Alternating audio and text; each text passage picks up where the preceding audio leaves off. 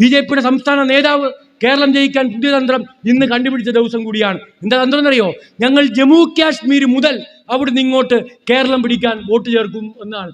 സത്യസന്ധമായി വർത്തമാനം പറയുന്നവരെ ഞങ്ങൾ കമ്മ്യൂണിസ്റ്റുകാർക്ക് ഇഷ്ടമാണ്.